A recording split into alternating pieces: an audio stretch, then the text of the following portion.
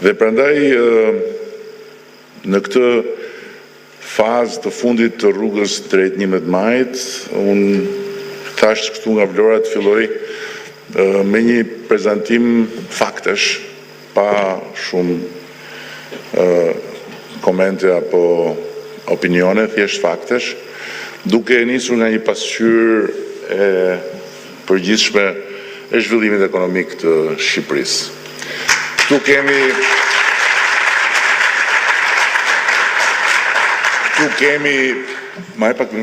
kemi prodhimin e përgjithshëm kombëtar apo prodhimin e brendshëm bruto, pra çfarë prodhon Shqipëria në totalitetin e vet, dhe ja ku ka qenë niveli i prodhimit të brendshëm të vendit, ja ku është sot, 2.5 herë më i lartë në vetëm një dekadë, dhe ja ku është edhe ambicia, por jo vetëm ambicia, po edhe projekcioni ynë për 2030-ën, duke pasur parasysh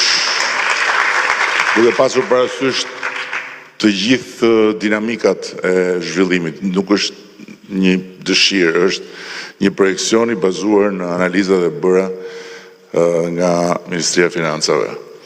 Vazhdojmë me pasqyrën tjetër. Këtu kemi një projekcion të rritjes së prodhimit përgjithshëm në rajon nga 2013 në 2024, dhe këtu janë shtetet e rajonit, secila me prodhimin e tyre të përgjithshëm në momentin kur ne kemi marrë detyrën dhe deri vitin e kaluar. Siç e shikoni, Shqipëria ka nivelin më të lartë të rritjes së prodhimit përgjithshëm në rajon. Dhe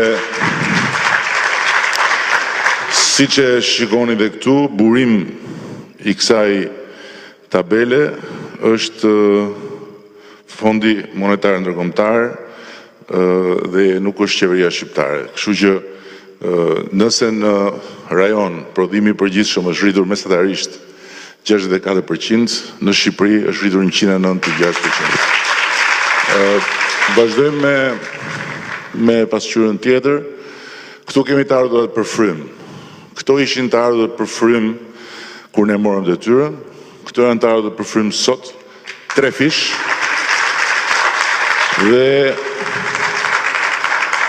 ai është projekcioni i bërë me ekspertët e Ministrisë së Financave dhe me ekspertët ndërkombëtar që punojnë me ne, 15.000 euro për frym në Shqipërinë 2030.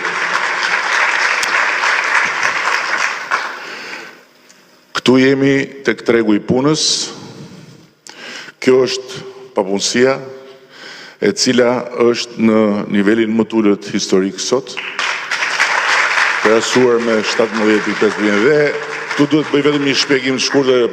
Pedagogët dhe pedagogët e ekonomisë e dinë shumë mirë, po një shpjegim të shkurtër lidhur me një koment imediat që bëhet se me demek papunësia ka rënë, se ka rënë popullsia, e cila me qëra fjala nuk ka rënë me 1 milion, siç predikon propaganda negative ndaj Shqipërisë, dhe këtë e tregon shumë qartë dhe censusi i bërë. Sot Shqipëria është 2.4, ndërkohë që në vitin 2012, kur është bërë censusi, i fundit ka qenë 2.8.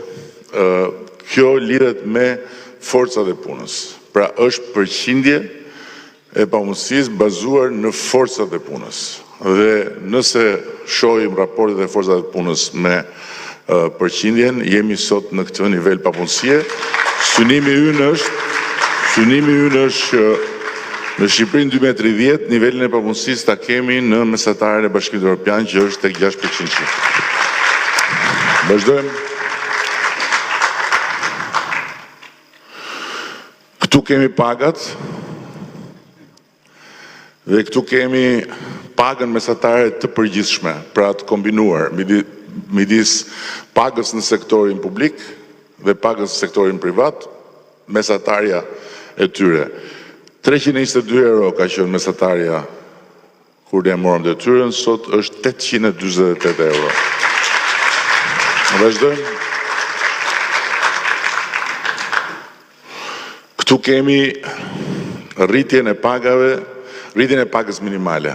Jemi në 400 euro dhe praktikisht me 400 eurot jemi në vendin e tretë në rajon dhe në janarin e vitit ardhshëm do të shkojmë në 500 euro pagën minimale dhe projekcioni ynë për Shqipërinë 2030 është që të mos ketë pagë minimale në 650 euro.